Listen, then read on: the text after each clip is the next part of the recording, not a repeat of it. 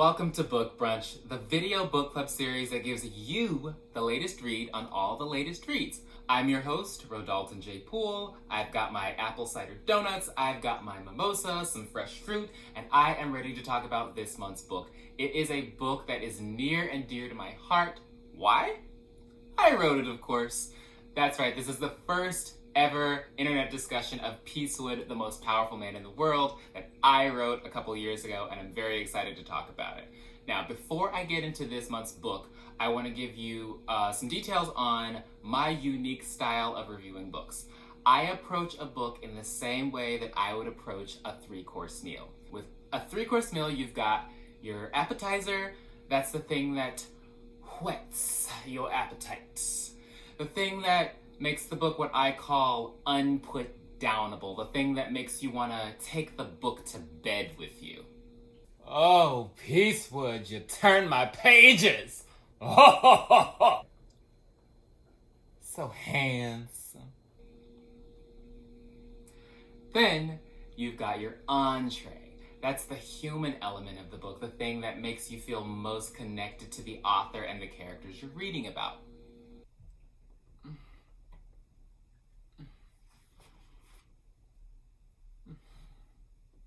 Finally, you've got your dessert, your cherry on top, the part of the book that makes you say ooh and ah, and that lingers in your mind even once you've read it, and it stays with you for days and weeks and months after.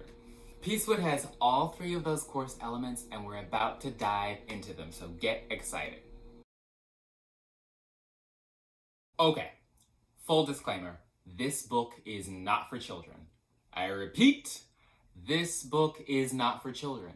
In fact, if it were a movie, it would be rated R for its sexual content, graphic violence, and strong language. In fact, my mother, who's an English teacher and often edits my writing, had this to say about it. I see about 4 or 5 or 6 or 7 little curse words. Mama didn't raise you like that, baby.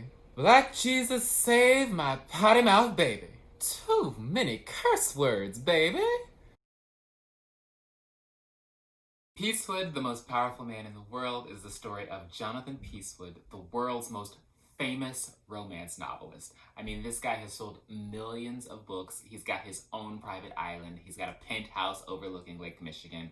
But he doesn't understand love, and that's the twist. He doesn't get love. He's never been in a relationship, never been in love, doesn't have any family, doesn't have any friends. And so, despite all of his success, he is incredibly lonely. So finally, he gets fed up and he attempts suicide. And I say attempts suicide because on the night of his attempt, something miraculous happens that we'll get into in a second. I started writing this book at the darkest, lowest point in my life when I was severely depressed. Every morning, I would wake up with nothing but regret about being alive. And I suddenly decided I was going to do something about it by using my creativity in a positive way. I wrote this book because I needed an anthem for myself to get through my own depression. And that is why I chose this bright yellow book cover, because I wanted to take something that was hard for me and turn it into something that could be happy and inspirational for other people. So that's why I wrote the book. Now, I said that Jonathan attempts suicide, and here's why I say he attempted it. When Jonathan is on his deathbed and about to pass out because he's OD'd on all these drugs, the characters from his books come out of the books and they save his life. That's right, the characters jump off the pages of his own novels and they bring him back to life. Jonathan is so busy wallowing in his own self-pity that he completely dismisses this magical phenomenon of these characters he's created coming out of the books. And he sends them away and says he doesn't want to write anymore. He says that he wants to pursue love and true happiness. So that's the crux of the book. These characters come back and they save him, and then he sends them out into the real world and they don't have finality to their story, so they get upset. And that is where we get into the appetizer of the book. The appetizer of this book is that it is a very intriguing murder mystery. One of the characters that Jonathan created was a serial killer. He is the North Side Butcher who attacks women and kills them in the most brutal way. And the North Side Butcher is the mystery component of this book that keeps you wondering, like, what's going on? Who is committing all these murders? Who's killing people? As you're reading the book, you start out confused and then you start to figure it out, and the book gets juicier and juicier and juicier. That is the appetizer of the book. It's very, very juicy. It's very, very dark, very lurid, but very, very good. Okay, now the entree of this book is its philosophical theme. The philosophical theme of this book is that our dreams, the things that we want most in life, are basically like children. And when you don't nurture those children, they grow up to be sociopathic killers. And that's the idea of the book. So the North Side Butcher, who is the serial killer in this book, is one of Jonathan's own creations, one of his own dreams that he put into this book. And because he refused to nurture it and finish writing the book, the Butcher became this horrible monster in real life who hurt a lot of real people.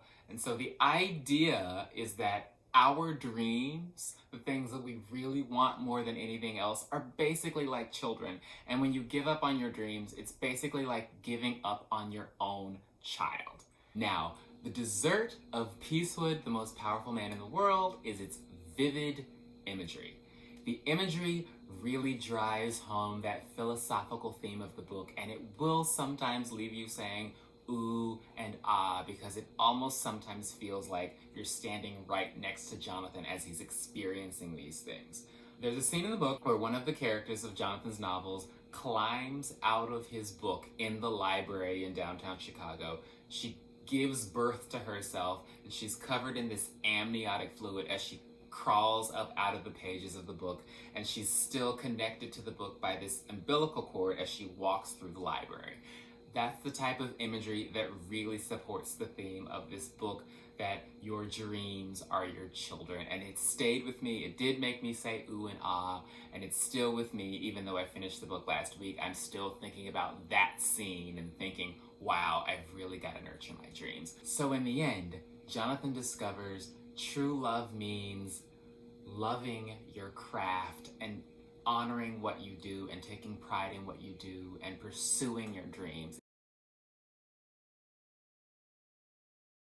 Moral of the story, don't give up on your dreams, because if you do, they will haunt you, they will hurt you, and they might even kill you.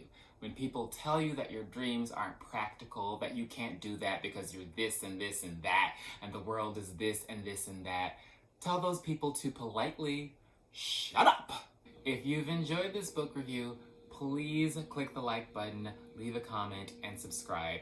If there's a book that you want me to review, please leave it in the comment section and we can talk about it. I'd be happy to read. Obviously, I'm an avid reader. Also, please visit my website, rodaltonjpool.com, where you can learn more about me and my writing. Join us next time and we'll be discussing Trevor Noah's Born a Crime.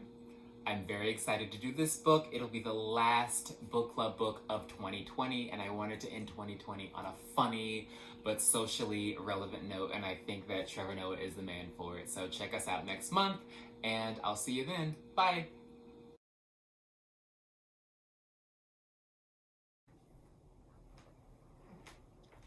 No.